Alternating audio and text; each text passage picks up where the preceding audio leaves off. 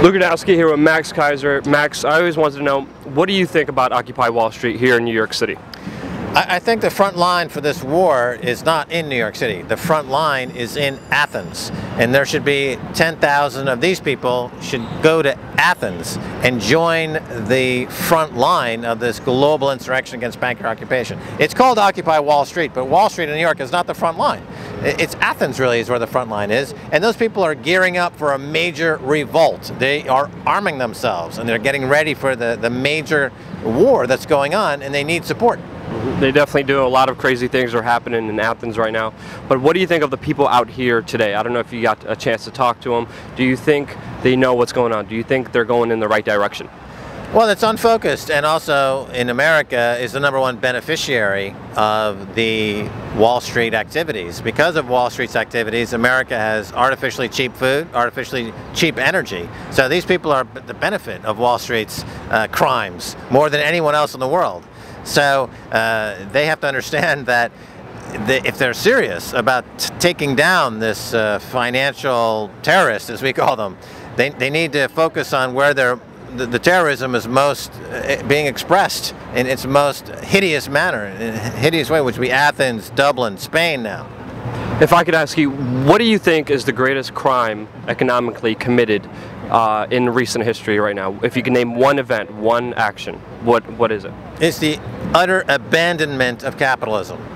Capitalism has been completely abandoned in favor of state-sanctioned, Politburo-style, command and control, Soviet-era, Stalin-esque financial programs, like with the Fed and the Open Market Committee, keeping interest rates artificially low, stealing money from savers, stealing money from the people who built this economy, and putting it into the pockets of the speculators. That's a crime. That's a criminal. That's financial repression. That's a crime.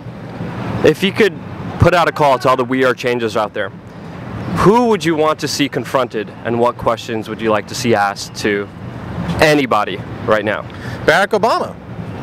Why did you keep Summers, Geithner, and Bernanke in office? Why did you keep Volcker them? too. Well, Volcker was brought in, but he was never used really. I mean, he was brought in.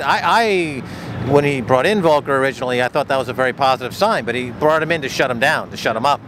So that's the question. Why did you keep the three architects of this disaster in place? Why did you abandon the people that voted for you? Why did you let this happen? That's a good question. I don't know if you could get through the Secret Service. He's a very tough apparently person if you've got a hooker with you, it's no problem. There you go. You know, bring a Colombian hooker, you get right in. That's one way of doing it. And my last question is, can you tell us about Pirate My Films? Yeah, Pirate My Film, it's a crowdfunding platform meant to attack another pernicious monopoly out there, the copyright monopoly.